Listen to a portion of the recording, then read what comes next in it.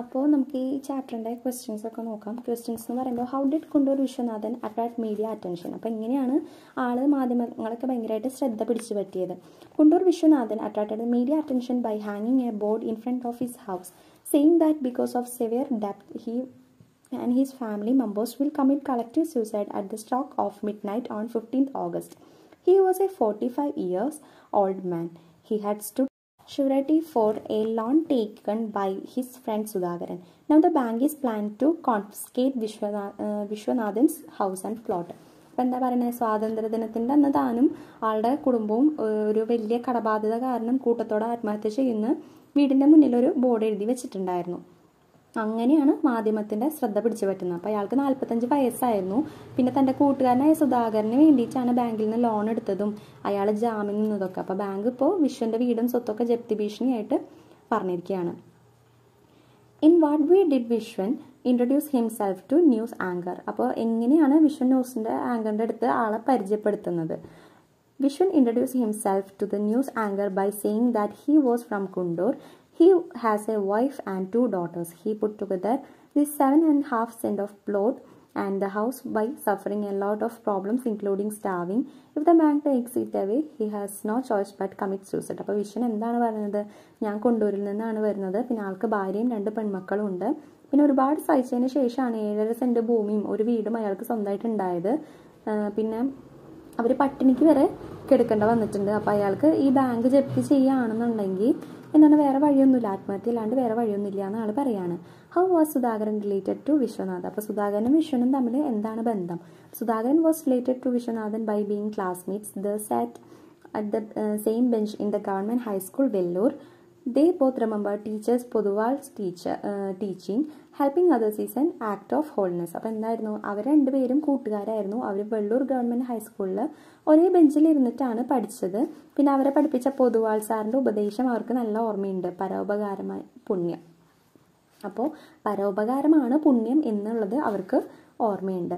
How did Viswanathan fall into the ഡെപ്ത് trap. അപ്പോൾ എങ്ങനെയാണ് വിശ്വനാഥൻ കടക്കെണിയിൽ വീണ് പോയതെന്നാണ് ചോദിക്കുന്നത്. Vishwanathan fell into the debt trap by standing surety for a loan of 50,000 Sudhakaran took from the Vellore Cooperative Bank. Sudhakaran reminded Vishwanathan of the teaching of Mr. Poduval, who taught them helping others is an act of holiness, and made him sign as surety for the loan he took. അപ്പോൾ എന്താണ്, Vellore cooperative ബാങ്കിൽ നിന്ന് സുധാകരന് ഒരു 50,000 രൂപ ലോണിന് വിശ്വനാഥനാണ് ജാമ്യം നിന്നത്. അങ്ങനെയാണ് ആൾ കടക്കെണിയിൽ വീഴുന്നത്.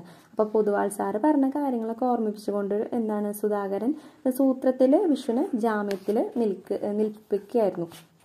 What was Madhavan Nair, the bank secretary, explanation regarding Vishwanathan's suicidal intimation. അപ്പോൾ വിശ്വൻ്റെ ആത്മഹത്യാ ഭീഷണിനെ കുറിച്ചിട്ട് ബാങ്ക് സെക്രട്ടറി ആയിട്ടുള്ള മാധവൻ നായർ എന്താണ് പറഞ്ഞത്. Madhavan Nair, the bank secretary, said the bank could only act under the Cooperative Bank Act. It is the duty of the surety for to repay the capital and the interest if Sudhakaran fails to pay.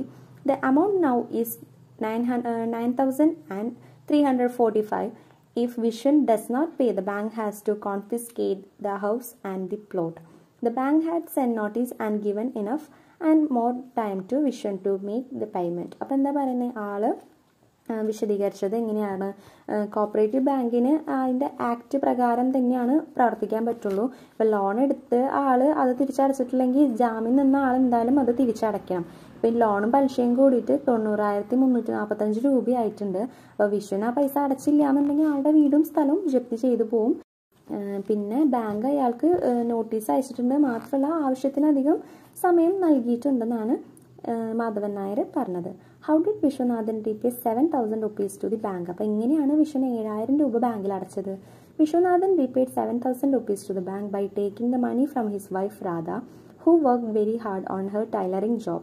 Because of the excess work with sewing machine, she even got her knees swollen and she had to take medicines for a week. അപ്പോൾ എന്താ പറയുന്നത്, ഈ പൈസ എങ്ങനെയാണ് അടച്ചത്. ആളുടെ ഭാര്യയായിട്ടുള്ള രാധ തയ്യൽ ജോലി ചെയ്തുണ്ടാക്കിയ കാശ് എടുത്തിട്ടാണ് അയാൾ അത്രയും തുക ബാങ്കിൽ അടച്ചത്. പക്ഷെ അമിത ജോലിഭാരം കാരണം രാധയ്ക്ക് മുട്ടിൽ ഭയങ്കരമായിട്ട് നീരൊക്കെ വന്നു. ഒരാഴ്ചയോളം അതിന് മരുന്ന് കഴിക്കേണ്ടി വന്നു എന്നാണ് പറയുന്നത്.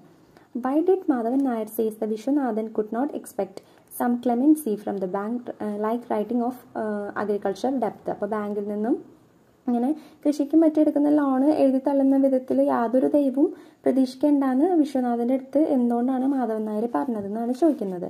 Madhavan Nair said that Vishwanathan could not expect the clemency from the bank like writing off agriculture debt, because if the bank starts doing that, because of the cries and tears of the people, it will have to close down. All the employees of the bank then will lose their jobs and they will have to stay home. Moreover, it is not bank's responsibility to look after the welfare of people. അപ്പോൾ എന്താ പറയുന്നത്, ഈ ഭയങ്കരമായിട്ട് കരച്ചിലൊക്കെ ആയിട്ട് കടം വാങ്ങിച്ചവരുടെ അടുത്ത് ദയ കാണിക്കാൻ നിൽക്കുകയാണെങ്കിൽ ബാങ്ക് എന്താവും, പൂട്ടിപ്പോവും അല്ലേ.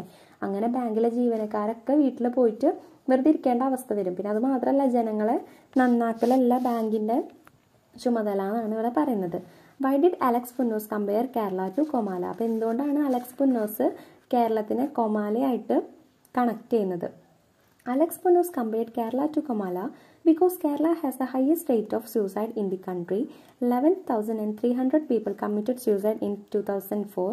Even school children here think of committing suicide. If suicides go on like this by next decade, Kerala will be a state of dead. It will then be like Comala in the novel Pedro Paramo by Juan Rolfo.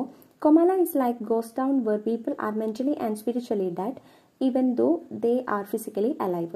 അപ്പോൾ എന്താ പറയുന്നത്, രാജ്യത്തിലെ ഏറ്റവും കൂടുതൽ ആത്മഹത്യാ നിരക്ക് എവിടെയാണ്? കേരളത്തിലാണ്. അപ്പോൾ കേരളത്തിൽ 2004 11,300 പേര് ആത്മഹത്യ ചെയ്തിട്ടുണ്ട്. അപ്പോൾ അവിടെ സ്കൂൾ കുട്ടികൾ വരെ ആത്മഹത്യയെ പറ്റിയിട്ട് ചിന്തിക്കുന്നുണ്ട്. ഇങ്ങനെ ആത്മഹത്യകൾ തുടരുകയാണെങ്കിൽ കേരളം ശരിക്കും പറഞ്ഞാൽ മരിച്ചവരുടെ ഒരു സംസ്ഥാനമായിട്ട് മാറും. അങ്ങനെയാണ് പറയുന്നത്. അപ്പോൾ പേദ്രോ പരാമയിലെ കൊമാല എന്ന് പറഞ്ഞിട്ടുള്ള ആ ഒരു സ്റ്റേറ്റ് പോലെയായിട്ട് മാറും. അവിടെ ജനങ്ങൾ മനസ്സിലും ഹൃദയത്തിലൊക്കെ മരിച്ചവരാണ്, പക്ഷെ ശാരീരികമായിട്ട് ജീവിക്കുന്നുണ്ടെന്ന് മാത്രം. On what grounds, according to Fatima Begum, would Vishwan be charged even if he fails to commit suicide? അപ്പോൾ ഫാത്തിമ ബീഗത്തിൻ്റെ അഭിപ്രായത്തിൽ വിശ്വൻ ആത്മഹത്യയിൽ പരാജയപ്പെടുകയാണെങ്കിൽ എന്തെല്ലാം ലോസൊക്കെയാണ് ആളുടെ മേലിൽ ചുമത്താണെന്ന് ചോദിച്ചേക്കുന്നത്. According to Fatima Begum, Vishwan would be charged even if he fails to commit suicide because of attempted suicide and also prompting others to commit suicide. Section 309 of IPC makes the attempt to suicide an offence. It can get up to 10 years in the prison. Persuading one to commit suicide is also an offence. Vishwan will be charged on both counts. അപ്പോൾ എന്താ പറയുന്നത്, വിശ്വൻ ആത്മഹത്യ ചെയ്തില്ലെങ്കിലും അയാൾക്കെതിരായിട്ട് 2 ചാർജുകൾ ഉണ്ടാവും. എന്തൊക്കെയാണ്? ആത്മഹത്യാശ്രമവും അതുപോലെ ആത്മഹത്യാ പ്രേരണയും. IPC സെക്ഷൻ 309 അനുസരിച്ചിട്ട് ആത്മഹത്യാശ്രമം എന്ന് പറയുന്നത് ഭയങ്കര കുറ്റകരമാണ്. അതിന് 10 വർഷം വരെ തടവ് ശിക്ഷയൊക്കെ ലഭിക്കും. ഇനി ആത്മഹത്യക്ക് മറ്റുള്ള പ്രേരിപ്പിക്കുന്നതും കുറ്റാണെന്നാണ് പറയുന്നത്. Why did Vishwan exhort people through the news channel not to lend more than 5,000 rupees to anybody? അപ്പോൾ 5,000 രൂപയിൽ കൂടുതലും ആർക്കും കടം കൊടുക്കരുതെന്ന് എന്തുകൊണ്ടാണ് വിശ്വൻ ന്യൂസ് ചാനലിൽ പറഞ്ഞത്? Vishwan exhorted people through the news channel not to lend more than 5,000 rupees to anybody because if the problem of money comes up later, you will get into the argument and your relation fall apart. A simple argument will make any relationship collapse and crumble in a moment. So if you have to lend more than 5,000, get contract and post date check. അപ്പോൾ പണത്തിൻ്റെ പ്രശ്നം വരുന്ന സമയത്ത് കുറേ തർക്കങ്ങളൊക്കെ ഉണ്ടാവും, അങ്ങനെ ബന്ധങ്ങളൊക്കെ വേർപ്പെടും. അപ്പോൾ ഒരു ചെറിയ തർക്കം പോലും ബന്ധങ്ങളെ ഇങ്ങനെ നശിപ്പിക്കും എന്നാണ് പറയുന്നത്. അപ്പോൾ അതുകൊണ്ട് 5,000 രൂപയിലും കൂടുതൽ ഒരാൾക്ക് കൊടുക്കേണ്ട വരികയാണെങ്കിൽ അതിന് കോൺട്രാക്റ്റ് ഉണ്ടാക്കുക, അല്ലെങ്കിൽ അതിൻ്റെ ചെക്കൊക്കെ വാങ്ങിച്ചു വെക്കണം എന്നാണ് വിശ്വൻ പറയുന്നത്. What was the topic of discussion in news time the day after? അപ്പോൾ പിറ്റേ ദിവസം ന്യൂസ് ടൈമിൽ എന്തായിരുന്നു ഡിബേറ്റിൻ്റെ topic? The topic of discussion in the news time the day after was the launch of Discovery. Will Columbia be repeated? The channel has received no response to the opinion poll it had sought on the issue of Vishwan's suicide. People were disinterested and they did not take part in the poll. അപ്പോൾ പിറ്റേ ദിവസം launch of Discovery will Columbia repeat എന്ന് പറഞ്ഞിട്ടായിരുന്നു അതിൻ്റെ ഒരു topic എന്ന് പറഞ്ഞത്. പക്ഷേ തലേദിവസം വിശ്വൻ്റെ ആത്മഹത്യ ഭീഷണിനെ പറ്റിയിട്ട് ഒരാൾ പോലും ആ ഒരു പോളിൽ അഭിപ്രായം രേഖപ്പെടുത്തിയിട്ടില്ല. Why did Vishen say to his wife that the world moves on the back of hope? അപ്പോൾ എന്തുകൊണ്ടാണ് വിശ്വൻ ആളുടെ ഭാര്യയുടെ അടുത്ത് പറഞ്ഞത് ലോകം സഞ്ചരിക്കുന്നത് പ്രത്യാശകളുടെ പുറത്ത് കയറിയാണെന്ന് എന്തുകൊണ്ടാണ് പറഞ്ഞത്? Vishwan told his wife he wanted to find Sudhakaran and he was to going out for looking for him. Then she told him that he would never find Sudhakaran. In response to her pessimism, Vishwan tells his wife that the world moves on the back of hope and so one should not lose hope. അപ്പോൾ എന്താ പറയുന്നത്? വിശ്വൻ അവൻ്റെ ഭാര്യയുടെ അടുത്ത് പറയാണ് അയാൾ സുധാകരനെ അന്വേഷിക്കാൻ പോവുകയാണ്. അപ്പോൾ അവൾ പറഞ്ഞു സുധാകരനെ ഒരിക്കലും കണ്ടു കിട്ടില്ല. തൻ്റെ ഭാര്യയുടെ നിരാശ നിറഞ്ഞ ആ പ്രസ്താവനയ്ക്ക് മറുപടിയായിട്ട് വിശ്വൻ പറഞ്ഞത് ലോകം പ്രത്യാശയുടെ പുറത്ത് കയറിയാണ് സഞ്ചരിക്കുന്നത് എന്നും പ്രത്യാശ മനുഷ്യന് ഒരിക്കലും നഷ്ടപ്പെടരുത് എന്നായിരുന്നു. Why did Vishwanathan feel that he was in Comala while standing on the national highway? അപ്പോൾ നാഷണൽ ഹൈവേയിൽ നിൽക്കുന്ന നേരത്തെ വിഷ്ണു എന്തുകൊണ്ടാണ് കൊമാലയിലാണെന്ന് തോന്നിയത്? Vishwanathan felt that he was in Comala while standing on the national highway because he was trying to wave down some trucks to get a ride, but nobody stopped. From where he stood, he could see a tattukada open. Many people were there. The only noise was from the stove under the samovar. The people were keeping plates in their hands trying to get the meat frying in the oil. Then Vishwan thought that the people of Comala were also like this. He thought of people like Abundio and Donna Edviges from Comala. അപ്പോൾ എന്താ പറഞ്ഞാൽ അവിടെ നിന്നുകൊണ്ട് അയാൾ അതിന് പോകുന്ന കുറേ ട്രക്കുകൾക്കൊക്കെ കൈ കാണിച്ചു. ഇങ്ങനെ ഒരു ഡ്രോപ്പ് ചെയ്യാനായിട്ട് കുറേ തവണ കൈ കാണിച്ചു. പക്ഷെ ആരും നിർത്തിയില്ല. അപ്പോൾ അവിടെ നിന്നുകൊണ്ട് അയാൾ ഇങ്ങനെ ഒരു തട്ടുകട നോക്കി. അപ്പോൾ അവിടെ കുറേ ആൾക്കാർ ചുറ്റും നിൽക്കുന്നുണ്ടായിരുന്നു. അപ്പോൾ അവിടെ എന്ന് പറഞ്ഞു കഴിഞ്ഞാൽ സ്റ്റവിൻ്റെ സൗണ്ട് മാത്രമേ ഉണ്ടായിരുന്നുള്ളൂ. പിന്നെ എണ്ണയിൽ വെന്തുകൊണ്ടിരിക്കുന്ന ഇറച്ചി കഷ്ണത്തിന് വേണ്ടിയിട്ട് ആൾക്കാരൊക്കെ എന്താണ് പ്ലേറ്റ് കൈ പിടിച്ച് ഇങ്ങനെ നിൽക്കുകയായിരുന്നു. അങ്ങനെ കൊമാലയിൽ ആൾക്കാർ ഇതുപോലെ ആയിരുന്നു എന്ന് ഇങ്ങനെ വിഷ്വന് ഇങ്ങനെ ഓർത്തു. പിന്നെ കൊമാലയിലെ കഥാപാത്രങ്ങളായിട്ടുള്ള അബിൻഡോയിനും പിന്നെ ഡോണ എഡ്വിഗസിനെയും ഒക്കെ ഓർത്തു. What thoughts did splash through Vishwan's mind when the middle-aged man got in the jeep? The jeep driver even refused to touch the accident victim and Vishwan was trying to get the victim into the jeep alone. Then Vishwan thought he was in Comala, but then suddenly a middle-aged man came and told him that he would go with him. He jumped into the jeep even without waiting for Vishwan's response. Then Vishwan thought there were certain places left in Comala that are not yet dried. അപ്പം എന്താ പറഞ്ഞാൽ jeep driver അപകടത്തിൽപ്പെട്ട ഒരു ചെറുപ്പക്കാരനെ ഇങ്ങനെ ഒടിഞ്ഞു തുങ്ങിയ ശരീരമൊക്കെ തൊടാനായിട്ട് സമ്മതിച്ചില്ല. അപ്പം അതുകൊണ്ട് വിശ്വൻ ഒറ്റയ്ക്ക് അപകടത്തിൽപ്പെട്ട ചെറുപ്പക്കാരനെ ജീപ്പിലേക്ക് കയറ്റാൻ നോക്കുമായിരുന്നു. അപ്പോഴാണ് വിശ്വൻ ഇങ്ങനെ തോന്നിയത് ആള് കൊമാലയിലാണെന്ന് തോന്നി. ആ നേരത്തെ ഒരു മധ്യവയസ്കൻ അയാളുടെ കൂടെ ചെല്ലാന്നും പറഞ്ഞു. പിന്നെ വിശ്വന്റെ മറുപടി ഒന്നും കിട്ടാണ്ട് ആ മധ്യവയസ്കൻ എന്താണ് ജീപ്പിലേക്ക് ചാടി കയറിയിരുന്നു. അങ്ങനെ വിശ്വൻ വിചാരിച്ചു കൊമാലയിലെ എല്ലാ സ്ഥലങ്ങളും ഒരേപോലെ അല്ല, ഇങ്ങനെ നല്ല ആൾക്കാരൊക്കെ ഉണ്ടെന്ന് വിചാരിക്കുകയാണ്. What did the middle-aged man say while stopping the jeep in which Vishwan carried the wounded young man? അപ്പോൾ അപകടത്തിൽപ്പെട്ട ആളെ കൊണ്ടുപോകുന്ന നേരത്തെ എന്തിനാണ് ജീപ്പ് നിർത്താനായിട്ട് മറ്റേ മധ്യവയസ്കൻ പറഞ്ഞത്? He said he was sorry to get down there. He pointed out his house to Vishwan. He said on the highway he was desperately trying to find a vehicle when he saw the jeep that was to carry the wounded young man. Because he was taken in the jeep, he could reach his home comfortably. He thanked the Vishwan and driver and wished them good night. അപ്പോൾ അവിടെ ഇറങ്ങണയിൽ വിഷമമുണ്ടെന്നൊക്കെ ആൾ പറഞ്ഞു. എന്നിട്ട് ആളുടെ വീട് അപ്പുറത്താണെന്ന് ചൂണ്ടിക്കാണിച്ചു കൊടുത്തു. പിന്നെ വീട്ടിലേക്ക് പോകാനായിട്ട് ഒരു വണ്ടി നോക്കുകയായിരുന്നു. അപ്പോഴാണ് അപകടം പറ്റിയ ചെറുപ്പക്കാരനെ കൊണ്ടുപോകാനായിട്ട് ജീപ്പ് കണ്ടത്. അപ്പോൾ പെട്ടെന്ന് വീട്ടിലെത്താൻ വേണ്ടിയിട്ടാണ് ആളെ ജീപ്പിൽ കയറിയെന്നൊക്കെ പറഞ്ഞിട്ട് എല്ലാവർക്കും ഒരു ഗുഡ് നൈറ്റ് ഒക്കെ പറഞ്ഞിട്ട് ആൾ പോയി. What were the thoughts flashed through Vishwan's mind while collecting water for the dying man? അപ്പോൾ മരിക്കുന്ന ആൾക്ക് വേണ്ടിയിട്ട് വെള്ളം ശേഖരിക്കാൻ പോണ നേരത്തെ വിശ്വന്റെ മനസ്സിൽ എന്തൊക്കെയാണ് കടന്നു പോയിട്ടുണ്ടാവുക?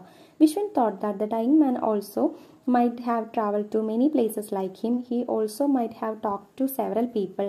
He too must have lost things and wept, won and rejoiced, loved and hate, fallen and risen again. People might have discussed him and conducted opinion poll about him. തന്നെ പോലെ തന്നെ ചെറുപ്പക്കാരനും കുറേ സ്ഥലങ്ങളിലേക്ക് പോയിട്ടുണ്ടാവും, അതുപോലെ സംസാരിച്ചിട്ടുണ്ടാവും, കുറേ നഷ്ടങ്ങൾ ഉണ്ടായിട്ടുണ്ടാവും, പിന്നെ കുറേ പേര് അതിൽ സ്നേഹിക്കപ്പെട്ടിട്ടുണ്ടാവും, വെറുക്കപ്പെട്ടിട്ടുണ്ടാവും, വീണിട്ടുണ്ടാവും, എഴുന്നേറ്റിട്ടുണ്ടാവും. അപ്പം അങ്ങനെയൊക്കെ ഇങ്ങനെ ആൾ ആലോചിച്ചിട്ടുണ്ടാവും. പിന്നെ ആൾക്കാരൊക്കെ അയാളെ പറ്റിയിട്ട് പറഞ്ഞിട്ടുണ്ടാവും എന്നൊക്കെ ഇങ്ങനെ ആലോചിക്കുകയാണ്. Why did Vishwan conclude that the threat of suicide displayed in front of his house was huge absurdity? എന്തുകൊണ്ടാണ് വിശ്വൻ വിചാരിച്ചത് തൻ്റെ വീടിൻ്റെ മുന്നിൽ വെച്ചിരിക്കുന്ന ആത്മഹത്യാ ബോർഡ് വലിയ മണ്ടത്തരാണെന്ന് എന്തുകൊണ്ടാണ് വിചാരിച്ചത്? Viswan concluded that the threat of suicide displayed in front of his house was a huge absurdity because he thought his death was 2 drops of water. He has repaid it. Therefore, the suicide note is an absurdity as he owes nothing more to anybody. അപ്പം എന്താ പറഞ്ഞത്? വിശ്വൻ വിചാരിച്ചത് അയാളുടെ കടം എന്ന് പറയുന്നത് ശരിക്കും 2 തുള്ളി വെള്ളം മാത്രമാണ്. അത് അയാൾ വീട്ടിൽ കഴിഞ്ഞു. അതുകൊണ്ട് ഇനി അയാൾക്ക് ആർക്കും ഒന്നും കൊടുക്കാനില്ല. അപ്പം അതുകൊണ്ട് ആത്മഹത്യാ ബോർഡ് വീടിന് മുന്നിൽ വെച്ചിരിക്കുന്നത് തന്നെ ഒരു വലിയ മണ്ടത്തരമാണെന്നാണ് വിശ്വൻ വിചാരിക്കുന്നത്. അപ്പോൾ ഈ ഒരു ചാപ്റ്ററത്തെ ക്വസ്റ്റ്യൻ ആൻസേഴ്സ് നമ്മൾ ഡിസ്കസ് ചെയ്തിട്ടുണ്ട്. അതിൻ്റെ സമ്മറി നോക്കിയിട്ടുണ്ടെങ്കിൽ എന്തെങ്കിലും ഡൗട്ടും കാര്യങ്ങളും എന്തെങ്കിലും മനസ്സിലാവാത്ത പോർഷൻസോ എന്തെങ്കിലും കാര്യങ്ങളും ഉണ്ടെങ്കിൽ കമൻറ്റ് ചെയ്ത് അറിയിക്കുക. അപ്പോൾ ഇന്നത്തെ വീഡിയോ ഇത്രയേ ഉള്ളൂ. താങ്ക്